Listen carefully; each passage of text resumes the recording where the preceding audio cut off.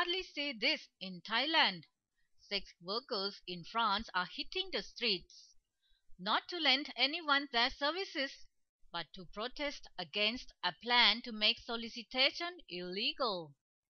You may know that France, Australia, and a number of other countries have legalized one of the world's oldest professions. But a debate has re-emerged on whether legalizing prostitution or banning it outright would be better for prostitutes, their patrons, and law enforcers. What about Thailand? We do have laws against sex and human trafficking, but the country retains its rather notorious status as the sex trade center in the region, meaning it's a source, transit, and destination for people in the sex industry. So isn't it time the Thai government reviewed its philosophy and laws in dealing with the problem? In Singapore, sex for money is open and legal. In Denmark, women can be legal prostitutes as long as it is not their sole means of income. Canada and Mexico also allow it, although some of these countries have laws against pimping, human trafficking, and soliciting sex in public. In the Netherlands, prostitutes must ply their trade only in brothels, unlike in England and Wales, where prostitution is limited to individual providers. Israel, the historical stage for the Bible, allows it too. Meanwhile, the United States has made prostitution illegal or misdemeanor. Some countries which allow it are seeing that the advantages of legalized prostitution outweigh the disadvantages. Even though critics insist sex for money is wrong because it is harmful to the prostitutes.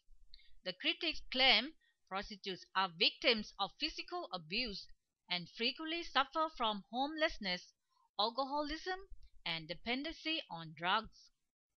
However, startling statistics, in fact, reveal that countries without anti-prostitution laws have fewer murders, less rapes, and prosecute or imprison fewer people.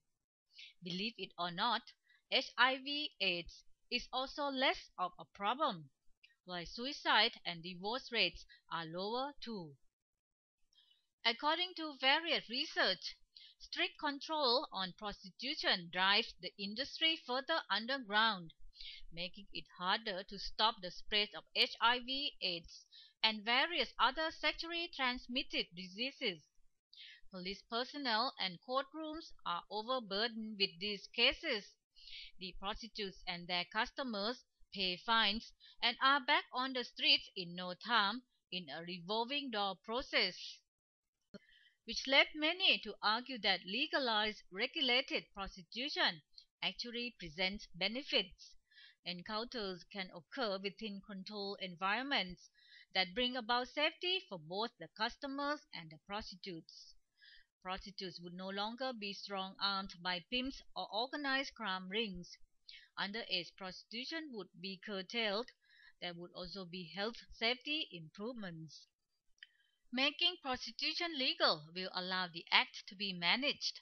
Pimps and organized crime figures would no longer control women. In some countries, prostitute rings buy and sell women on the black market, force their women to comply through violence and unhealthy working conditions. When prostitutes operate independently and in secret, many times they become abused by their own customers.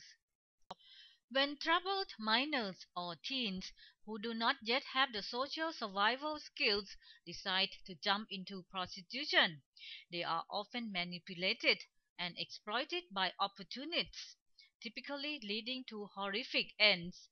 Legalizing prostitution will help prevent these ordeals. Although opponents of prostitution stand by their sentiments as a result of moral codes and not because of social studies, supporters argued that prostitutes continue to suffer due to these long-standing traditions maintained by religious groups which, they claim, do not have better solutions to deal with these problems which have existed since ancient times.